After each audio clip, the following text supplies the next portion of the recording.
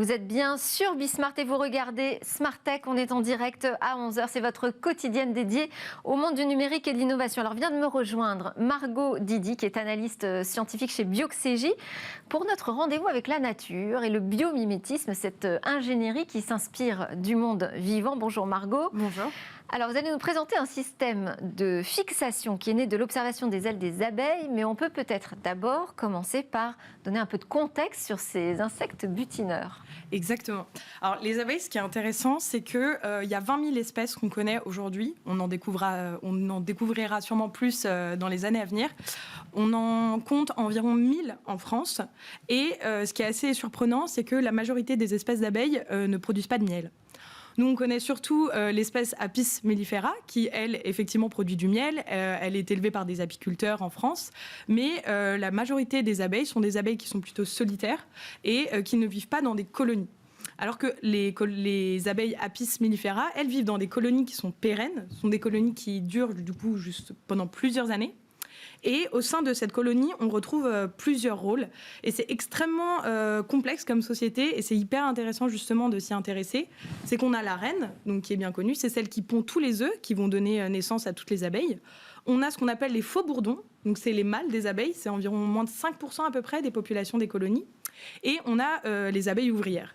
Et ce qui est intéressant, c'est que les abeilles ouvrières, elles remplissent plusieurs métiers tout au long de leur vie. 7 métiers en tout.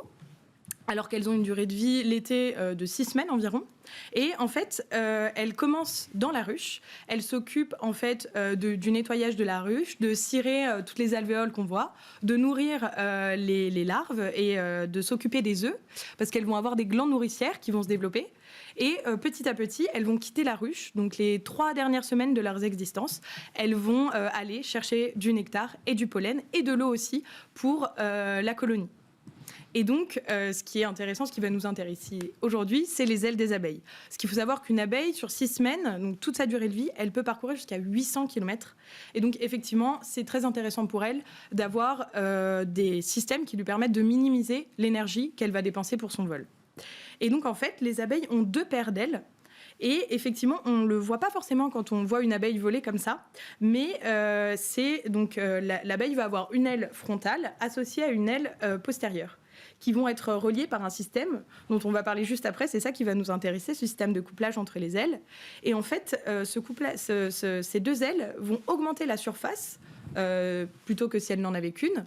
Donc ça va augmenter la portance en fait de l'abeille. La portance, ça va être la force qui va être appliquée perpendiculairement à l'aile de l'abeille, et ça va lui permettre justement de voler. Et donc, l'abeille va avoir une surface plus grande, donc va voler plus simplement. Et en plus de ça, avec le fait d'avoir 2 ailes, elle peut ajuster un petit peu plus son vol en fonction des conditions ambiantes, et donc dépenser moins d'énergie. Et donc là, ce qui nous intéresse, c'est la structure en fait de ce couplage des ailes. Exactement. En fait, ce qui va nous intéresser aujourd'hui, ça va être le système qui va accrocher les ailes. On va avoir un système de crochets, donc des crochets qui vont être sur l'aile postérieure, et une membrane sur l'aile frontale. Et en fait, ce qui est intéressant avec ce système-là, c'est que la membrane va venir un petit peu se recroqueviller sur le crochet, et ça va autoriser plusieurs mouvements. Ça va autoriser des mouvements de translation. Comme ça, l'abeille peut ajuster effectivement en fonction du vent, par exemple, ou de la chaleur aussi. Ça va autoriser forcément un mouvement de rotation aussi. L'abeille va pouvoir ajuster la position de ses 2 ailes l'une par rapport à l'autre. Et enfin, ça va aussi autoriser des mouvements de compression et de traction. Ça, c'est extrêmement intéressant pour l'abeille, parce que dans les colonies, en fonction de la saison, on compte entre 15 000 et 60 000 abeilles. Et les chercheurs se sont rendus compte qu'avec toutes les entrées et sorties de la colonie, il y avait énormément de collisions. Donc les abeilles se rentrent dedans. Et donc effectivement, on imagine bien que si les 2 ailes étaient reliées par un système juste de jonction, par exemple, à la moindre traction ou une compression, ça pourrait abîmer l'aile, on pourrait avoir une déchirure. Alors que là, ce système de crochet permet d'autoriser en fait une traction, une compression, et donc à l'abeille de Et ça, se c'est cogner. un système de crochet qu'on n'avait pas encore créé, nous les humains. Non, effectivement, ce système de crochet-là, on l'a pas développé particulièrement.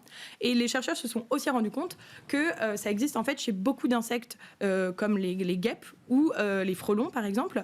Et ils vont étudier d'ailleurs ces différentes espèces dans la suite parce que la répartition des crochets et leur disposition n'est pas du tout pareille en fonction des espèces, et c'est adapté aux conditions environnementales dans lesquelles évoluent ces différentes espèces.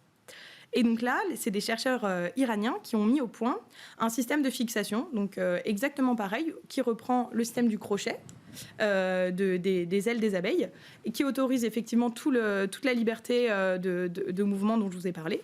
Et à l'heure actuelle, ils ont transposé ça sur un système d'attache pour un rasoir jetable. Mais effectivement, ça pourra être reproduit pour beaucoup d'autres technologies, beaucoup d'autres systèmes d'attache. Quel est l'intérêt sur le rasoir ? Alors sur le rasoir, c'est que effectivement c'est un système qui n'est pas du tout compliqué en fait à mettre en place. Donc eux, ils l'ont imprimé en 3D à partir de PLA. Et donc ça coûte pas cher, c'est pas compliqué, c'est facile à reproduire. PLA, pardon. C'est de l'acide polylactique, c'est un acide qui est, une sorte de plastique qu'on peut dire biosourcé, qui peut être fait à partir d'amidon de maïs, qui est souvent utilisé pour les impressions 3D. D'accord. Et donc c'est assez peu cher, et donc on peut créer donc ce rasoir. Et l'intérêt aussi avec ce système de fixation, c'est qu'effectivement pour le rasoir, ça va autoriser tous les mouvements possibles pour qu'il s'adapte du coup à l'utilisateur qui le prend. Et c'est sur la tête qui est jetable, donc c'est un système où on ne jette que la tête et on garde le manche. Et on peut imaginer d'autres applications. Exactement. On peut imaginer ces applications pour l'horlogerie, dans la bijouterie par exemple, pour des fermoirs, dans des industries par exemple, pour des systèmes de fixation sur des voitures ou ce genre de choses. À partir du moment où on a besoin d'une liberté de mouvement et qu'on a besoin de quelque chose qui est réversible, qui peut s'ouvrir et se fermer, on peut imaginer transposer ce système-là. Merci aux ailes des abeilles et merci à vous, Margot Didy, analyste scientifique chez Bioxégie. On va continuer nos découvertes dans Smart Tech avec un sujet sur la prochaine révolution informatique.